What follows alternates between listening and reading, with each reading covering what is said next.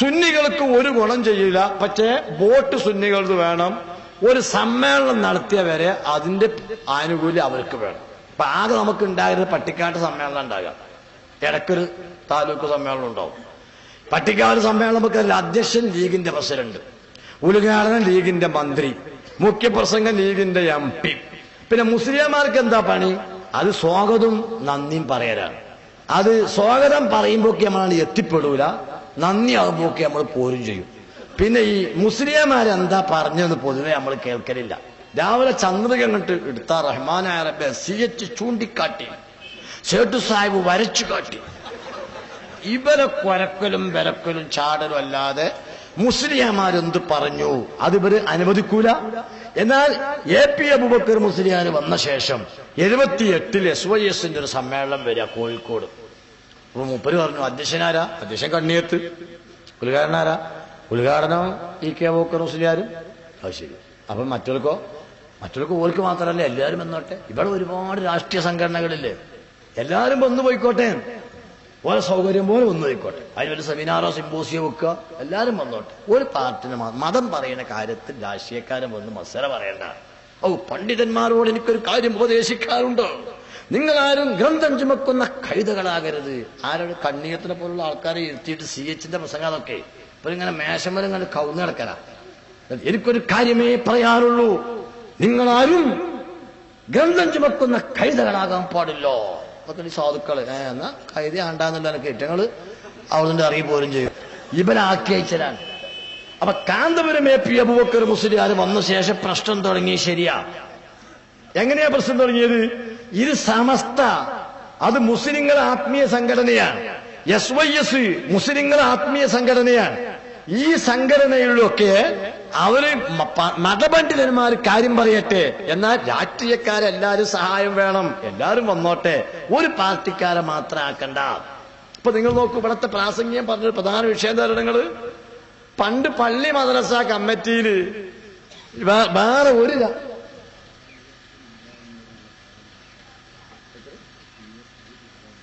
TSGയോ 4500 car ആയതാണ്. അതൊന്ന് മാറ്റി കൊടുക്കണം റോട്ടിന്ന്. അവിടെ റോഡ് ബ്ലോക്ക് ആയിട്ടാണ്. എല്ലാ രാഷ്ട്രീയ കക്ഷിക്കാരും പിന്തുണ വേണം, ഒരു രാഷ്ട്രീയ കക്ഷി മാത്രമായിക്കൂടാ. അപ്പൊ ഇവിടെ പ്രാസംഗികം പറഞ്ഞ കാര്യം എന്തായാലും നിങ്ങൾ നല്ല കാര്യമാണ് അയാളെ പറഞ്ഞത്. ഞമ്മക്കത് ഇഷ്ടപ്പെട്ടില്ല എന്നേ ഉള്ളൂ. അയാൾ പറഞ്ഞ കാര്യമൊക്കെ വളരെ സത്യമാണ്. അയാൾ പറഞ്ഞ എന്താ നിങ്ങൾ, ഇപ്പൊ പള്ളിന്റെ സെക്രട്ടറി മദ്രസ സെക്രട്ടറി ഒക്കെ ലീഗ് അല്ലാത്ത ആൾക്കാർ വരികയാണ്, അത് എങ്ങനെ അനുവദിച്ചു കൊടുക്കാൻ പറ്റും?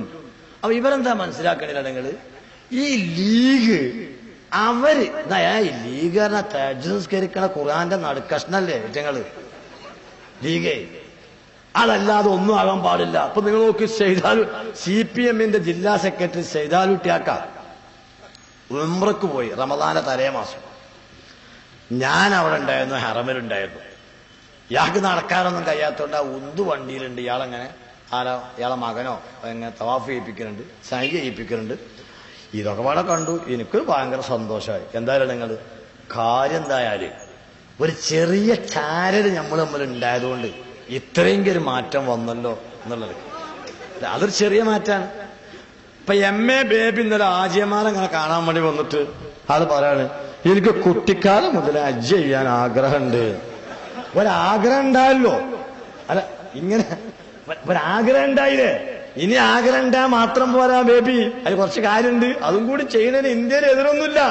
അങ്ങനെ നിങ്ങൾ ചെയ്യാണെങ്കിൽ നമ്മളെ മാധവിക്കുട്ടി അമ്മയൊക്കെ ചെയ്തില്ലേ അല്ലേ, നമ്മളെ അങ്ങനെ ചെയ്യാവുന്നതാണ്. അജ്ജനക്കാർക്കും പോകാം, അതൊന്നും വിഷയമല്ല. ഒരാഗ്രഹം ഉണ്ടായല്ലോ, നമുക്ക് അതൊക്കെ വലിയ സന്തോഷം ഉണ്ട് എന്നാ പറയണത്. അപ്പൊ സൈദാലുട്ടിയാക്ക ഈ ഉംറ ചെയ്യുന്ന കണ്ടപ്പോ അതെല്ലാം കഴിഞ്ഞ് അങ്ങോട്ട് പോകണ വെച്ചു ജിദ്ദീക്കാണ്. ഞാൻ പറഞ്ഞു, ജിദ്ദയിൽ നമ്മളെ ഓഫീസുണ്ട്, അവിടെ നമുക്ക് പോകാൻ പറഞ്ഞു. അങ്ങനെ ജിദ്ദയിലെ SYS ഓഫീസിലേക്ക് നമ്മൾ അദ്ദേഹത്തെ വിളിച്ചു. അങ്ങനെ അദ്ദേഹം അവിടെ വന്നപ്പോൾ ഞങ്ങളൊരു സ്വീകരണം എന്നല്ല, അവിടെ കുറെ ആളുകളുണ്ടായിരുന്നു. അപ്പൊ ഞങ്ങളുമായുള്ള സംസാരത്തിൽ മൂപ്പർ പറഞ്ഞു, ഞാന് എന്റെ ഈ കാലം വരെയുള്ള പ്രവർത്തനത്തിൽ ഹജ്ജിന് പോണ ആൾക്കാരെ ആ എയർപോർട്ടിൽ പോയിട്ട് കാണാൻ ഒരു അവസരം എനിക്ക് ഉണ്ടായിട്ടില്ല. കഴിഞ്ഞ കൊല്ലം ഈ ഹജ്ജ് കമ്മിറ്റി ചെയർമാൻ നിരന്തരം വിളിക്കുന്നു, എല്ലാവരും വരുന്നുണ്ട്, നിങ്ങളൊന്ന് വന്ന് ഒന്ന് കണ്ടു പോകണം, നല്ലതാണെന്ന് പറഞ്ഞു. അപ്പൊ നിർബന്ധിച്ചോ ഞാൻ ചെന്നപ്പോ ഒരു 2 വാക്ക് ആശംസിക്കണം എന്ന് പറഞ്ഞു. അങ്ങനെ ഞാൻ മടിച്ചെങ്കിലും എന്നെ അവരൊക്കെ നിർബന്ധിച്ച് ഞാൻ ചെന്നപ്പോ ഈ ഇഹ്റാമിന്റെ വസ്ത്രം ധരിച്ചുകൊണ്ട് ഇങ്ങനെ ആ ഇരിക്കണ ആൾക്കാരെ കണ്ടപ്പോ അത് നമ്മൾ കണ്ടാട്ടോ ഇപ്പഴ കണ്ണെന്ന് വെള്ളം ഇങ്ങനെ ഒഴുകി കൊടുത്ത്. ഏതൊരു മനുഷ്യനുണ്ടാവൂലേ ഇക്കാര്യം വരെ ചെയ്യാത്തൊരു കാര്യം കാണുമ്പോൾ ആഗ്രഹം. അപ്പൊ ഞാൻ പറഞ്ഞു നിങ്ങൾ ദ്വാരക്കണം എന്ന് പറഞ്ഞു. ഹാജിമാര് ദ്വാരുന്നു. ആ ദ്വാന്റെ ഫലാണ് ഞാൻ ഇവിടെ ഹറമിലെത്തിയത് എന്ന് വിശ്വസിക്കുന്നു എന്ന് അദ്ദേഹം പറഞ്ഞു. അന്ന് അവിടെ മുജാഹിദായിരുന്ന KC അബൂബക്കർ മൗലവിന്റെ സ്മാരകം ഉണ്ടാക്കുന്ന പിരിവിന് വേണ്ടി വന്നിട്ടുണ്ട് ലീഗിലെ പ്രാസംഗ്യൻ PV മുഹമ്മദ് അരീക്കോട്. അയാൾ ജിദ്ദയിലുണ്ട്. അയാൾ ഈ വിഷയം അറിഞ്ഞപ്പോ സൈദാലുട്ടിയാക്ക ഉംറ ചെയ്തെന്ന് കേട്ടപ്പോ ഇയാളെ പ്രസ്താവന PV മുഹമ്മദിന്റെ എല്ലാ പത്രത്തിലും ഇയാളെ പ്രസ്താവന പിണറായി മറുപടി പറയണം. സൈദാലുട്ടിയാക്ക ഉംറ ചെയ്തതിന് പിണറായി മറുപടി പറയണം.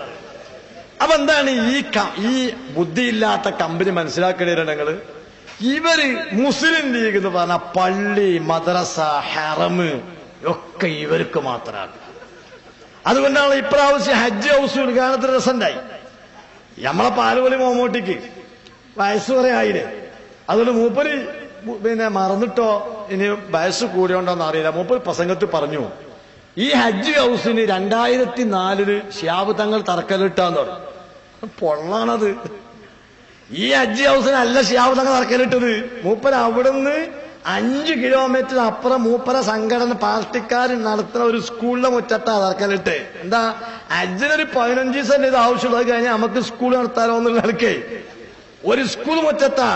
EMA കോളേജ് അറിയുന്നേ തറട്ടാല് കഴിഞ്ഞിട്ടില്ല, വളവൊന്നും കുറെ പോയിട്ടില്ല. അവിടെയാണ് ഇവർ തറക്കൽ 2004. അവിടെ അല്ല ഹജ്ജ് ഹൗസ്. ഹജ്ജ് ഹൗസ് റൺവന്റെ അടുത്താ, എയർപോർട്ടില് വിമാനം പാർക്ക് ചെയ്യുന്നതിന്റെ തൊട്ട് ചേർന്ന ഹജ്ജ് ഹൗസ്. അപ്പൊ ഇത് പാലോളി മോമോട്ടി പറഞ്ഞപ്പോ പിന്നീട് ആശംസാ പ്രസംഗത്തിന് വന്ന മുൻ മന്ത്രി ആര്യാടും പറഞ്ഞു, സുബ്ഹാനല്ലാഹ്, ഞാനൊരു മഹാ അത്ഭുതം കേൾക്കുമ്പോൾ എനിക്ക് തോന്നിയത് 2004 ഈ സംഗതിക്ക് തറക്കല്ലിട്ടപ്പോ ഞാൻ ഒന്നുകിൽ മന്ത്രിയായിരിക്കും അല്ലെങ്കിൽ MLA ആയിരിക്കും. ഞാൻ ഈ വിഷയമൊന്നും അറിഞ്ഞില്ലല്ലോ പഠിച്ചോനെ.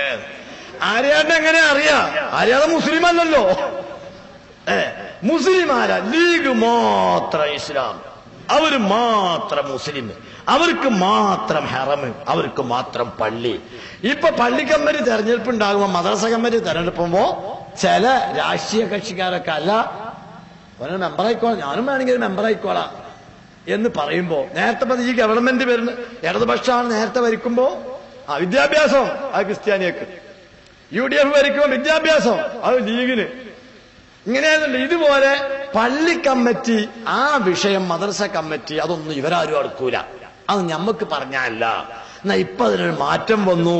ആ മാറ്റം വന്നോണ്ടുള്ള ഗുണം എന്തായിരുന്നു? നിങ്ങള് ഈ മാറ്റം വന്നോണ്ടുള്ള ഗുണം ഇത് നിങ്ങൾ സങ്കുചിത രാഷ്ട്രീയ താല്പര്യത്തിന് വേണ്ടി മാത്രമായിരുന്നു ഇത്തരം കാര്യങ്ങളൊക്കെ ഉപയോഗപ്പെടുത്തിയിരുന്നത്. പട്ടിക്കാട് ജാമിയ നൂരിയ അറബിക് കോളേജിലെങ്ങാനും മുസ്ലിം ലീഗ് അല്ലാത്ത ഒരു രാഷ്ട്രീയക്കാരൻ മെമ്പറായി ഉണ്ടായിരുന്നെങ്കിൽ ശംസുൽ ഉലമക്ക് മരിക്കുന്നത് വരെയും അവിടുത്തെ പ്രിൻസിപ്പൽ പദവി നഷ്ടപ്പെടുമായിരുന്നില്ല. കാരണം ഒരാൾ വേറെ പാർട്ടിക്കാരല്ല, ഇവര് മാത്രമേ ഉള്ളൂ. ഈ രൂപത്തിൽ ഇവർ വന്നു. ഒക്കെ നമ്മുടെ സ്ഥാപനം നഷ്ടപ്പെട്ടത് അങ്ങനെയാ. ബാഫക്കിയ തീങ്കാന സമസ്ത കേരള സുന്നി യുവജന സംഘത്തിന്റെ തിരൂർ താലൂക്ക് കമ്മിറ്റിയുടെ പേരിൽ ആധാരമുള്ള തീങ്കാനയാണ് ബാഫക്കിയ തീങ്കാന. സമസ്ത കേരള SYS ഒന്നും കൂടിയല്ല ഭരണഘടന അതിന്റെ ആധാരത്തിലുള്ളത്. സമസ്ത കേരള സുന്നി യുവജന സംഘം. ആ സമസ്ത കേരള സുന്നി യുവജന സംഘത്തെ സ്ഥാപനം എങ്ങനെയാ നമുക്ക് നഷ്ടപ്പെട്ടത്? നമ്മൾ ബർക്കത്തിന് വേണ്ടി തങ്ങളാക്കും. തങ്ങൾ ബർക്കത്തുമായോ, ബർക്കത്തും മാത്രമല്ല കോളേജുമായിട്ട് പോവുക. പിന്നെ ബർക്കത്തുമായിട്ട് അത്രയായിട്ടില്ല പോണെ, കോളേജുമായിട്ട് പോവുക. എത്ര കോളേജ് പോയി നമുക്ക് നോക്കൂ. നമ്മൾ എടപ്പാടുള്ള ദാറുൽ ഹിദായ യത്തീംഖാന, അതെ പൊന്നാനി താലൂക്ക് സമസ്ത കേരള സുന്നി യുവജന സംഘത്തിന്റെ പേരിൽ ആധാരമുള്ള സ്ഥാപനമാണ്. എങ്ങനെയാ പോയത്? ബർക്കത്തിന് വേണ്ടി തങ്ങളെ ആക്കും, തങ്ങൾ ബർക്കത്തും കോളേജിലും പോവുക. ഒരുപാട് കോളേജുകൾ അങ്ങനെയാണ്. പട്ടിക്കാട് ജൂനിയർ അറബിക് കോളേജും പോയത്. പകരം വേറെ ഒരു 1-2 രാഷ്ട്രീയ പാർട്ടിക്കാര് തന്റെ ഉള്ള ഒരു സ്ഥാനത്തുണ്ടായിരുന്നെങ്കിൽ അത് നഷ്ടപ്പെടുകയായിരുന്നു. അപ്പൊ നമ്മള് ഈ രാജ്യത്തെ രാഷ്ട്രീയ കക്ഷികള് എല്ലാം നമ്മൾ ഒരുപോലെ കണ്ടാ മതി. എല്ലാരും ഒരുപോലെയാണ്. CPM ആയിട്ട് വലിയ ഗുണമുള്ളതല്ല, ലീഗായിട്ട് വല്ല മുന്തിയോ അല്ല, ഒക്കെ അങ്ങനെ കണക്ക്. അങ്ങനെയാണ് നമ്മളെ സംബന്ധിച്ചോളം. ഇതിൽ നമുക്ക് ആരാണ് നമ്മളെ കാര്യങ്ങൾക്ക് എതിരാകാത്തത്? ആ വിഷയത്തിൽ അവരെ സഹായിക്കുക എന്ന് മാത്രമേ നമ്മളുള്ളൂ. നമ്മൾ സഹായിക്കുമ്പോൾ തന്നെ സ്ഥായിയായ സഹായമല്ല, സ്ഥിരമായ സഹായമല്ല, സഹായിച്ചതിന് മാത്രമുള്ള സഹായമാണ്. ആ സഹായം എങ്ങനെ ഉണ്ടോ നോക്കട്ടെ. ഞങ്ങൾക്ക് 1.5 കൊല്ലമേ ആയിട്ടുള്ളൂ. നോക്കുക ഇങ്ങനെ വല്ല മാറ്റം വരുന്നുണ്ടോ നോക്കുക. ഇല്ലെങ്കിൽ എന്താ ഇപ്പൊ വോട്ട് മാറി ചെയ്യാൻ നമുക്ക് വല്ല പ്രയാസമുണ്ടോ? ഒരു പ്രശ്നമില്ല. നമ്മളിന് ആർക്കും ഒരു എഗ്രിമെന്റ് ഒന്നും എഴുതിയിട്ടില്ലല്ലോ, ഒരു എഗ്രിമെന്റും എഴുതിയിട്ടില്ല. കഴിഞ്ഞ തെരഞ്ഞെടുപ്പ് സമയത്ത് നമ്മൾ വോട്ട് ചോദിച്ചപ്പോൾ അതിന്റെ പേരിൽ ഒരു വണ്ടിക്ക് എണ്ണ അടിക്കാൻ പോലും ആരോടും പൈസ വാങ്ങിയിട്ടില്ല. നമുക്ക് ആരുടെ പ്രതിബദ്ധത അല്ലല്ലോ. അപ്പൊ അതുകൊണ്ട് ഞാൻ പറയുന്നത് സഹോദരന്മാരെ, ഇതൊക്കെ താൽക്കാലിക സംവിധാനങ്ങളാണ്. എന്നാൽ ഇവിടെ ലീഗ് ചെയ്യുന്നത് അവർ പറയുന്നത് മാത്രം ഇസ്ലാം, പള്ളി അവർക്ക്, ക്ഷേത്ര പിന്നെ മദ്രസ അവർക്ക്, എല്ലാം അവർക്ക്. അതിന് മാറ്റം വരുന്നുണ്ട് എന്നുള്ളതാണ് ഇവരെ ആശങ്ക. ഈ ആശങ്ക യാഥാർത്ഥ്യം. എന്നാൽ മാറ്റം വരുന്നതൊക്കെ എങ്ങനെയാ? നമ്മളെ സ്ഥാപനത്തിൽ എവിടെയും ഒരു മാർക്സിസ്റ്റുകാരനോ ഒരു കോൺഗ്രസുകാരനോ അവന് നമ്മെ വീറ്റോ ചെയ്യുന്ന, നമ്മെ അടിച്ചാൽപ്പിനെ ഒഴിവാക്കാവുന്ന രൂപത്തിലുള്ള ഒരു കടന്നുകയറ്റം അവരാരും നടത്തിയിട്ടില്ല. അതൊക്കെ ഉസ്താദന്മാരെ തീരുമാനത്തിന് വഴിപ്പെടുന്ന രാഷ്ട്രീയക്കാർ മാത്രമേ നമ്മളെ സ്ഥാപനങ്ങളിലും മദ്രസകളിലും പള്ളികളിലും ഉണ്ടായിട്ടുള്ളൂ. അങ്ങനെയൊക്കെയല്ലേ നമ്മളെ കോളേജിൽ അങ്ങനെ തന്നെയല്ലേ? അത്രേ ഉള്ളൂ. മാത്രമല്ലല്ലോ, ഞങ്ങൾ ഈ ഇരിക്കുന്ന ആ റോട്ടിലൊക്കെ നിൽക്കുന്ന ആൾക്കാരെല്ലാം കൂടെ ഏതാപ്പം എനിക്കറിയില്ല. ഇവിടെ ഈ ബോക്സ് മുതൽ ഇങ്ങോട്ട്, അതിൽ ഞാൻ നിങ്ങളാരും ഒഴിവാക്കിയിട്ടില്ല കേട്ടോ. കാര്യം നമ്മളൊരു വിഷയം പറയുമ്പോ അതിനൊരു ഇത് വേണ്ടേ. ഈ ബോക്സ് മുതൽ ഇങ്ങോട്ട് ഇരിക്കണ, ഈ സൈഡിൽ ഇങ്ങനെ അങ്ങോട്ട് ഇരിക്കണം, ഇവരൊന്നും ഒരു രാഷ്ട്രീയ കക്ഷിയിലും മെമ്പർഷിപ്പ് ഇല്ലാത്തവരാണ് എന്നാ എന്റെ വിശ്വാസം. അല്ലേ? ഞങ്ങൾ ഇങ്ങനെ തന്നെ പോകാനാണ് തീരുമാനം. അത് കരുതിയേ ഞങ്ങൾക്ക് എല്ലാ കാര്യം അറിയും. സർക്കാർ കമ്മീഷൻ ഞങ്ങൾക്കറിയാം, വോട്ട് എവിടെയാ ചെയ്യേണ്ടതെന്ന് അറിയാം. ഞങ്ങൾ എല്ലാ രാഷ്ട്രീയ കക്ഷികളും ഒരേ മാതൃകയാണെന്ന് കരുതിയേ എല്ലാ ചിഹ്നത്തിനും വോട്ട് ചെയ്താൽ അസാധുവാകുമെന്ന് ഞങ്ങൾക്കറിയാം. ഒക്കെ ഞങ്ങൾക്കറിയാം. അങ്ങനെ മണ്ടന്മാരായി കണക്കാക്കണ്ട. രാഷ്ട്രീയം എല്ലാ വിഷയവും അറിയാം. ഈ വിഷയങ്ങൾ അറിയുന്ന ഞങ്ങൾ സ്ഥിതി എന്തായാലുണ്ടോ? വോട്ട് ചോദിച്ച് കോൺഗ്രസ്സുകാർ യാഥാർത്ഥ്യത്തിന് ഞങ്ങൾ അപ്പോഴും പള്ളിയിലോ മദ്രസയിലോ എവിടെയെങ്കിലും. മാർക്സിസ്റ്റുകാർ യാഥാർത്ഥ്യുന്നു, ലീഗുകാർ യാഥാർത്ഥ്യന്നു. ഞങ്ങളിങ്ങനെ നോക്കിങ്ങനെ നിൽക്കും. നല്ല ജാഥട്ടോ, നല്ല വിഷയം തന്നെയാണ്. ഞങ്ങൾ വോട്ട് ചെയ്യണ അന്ന് രാവിലെ കൂടി ആലോചിച്ച് തീരുമാനം നേതാക്കന്മാർ പറയും.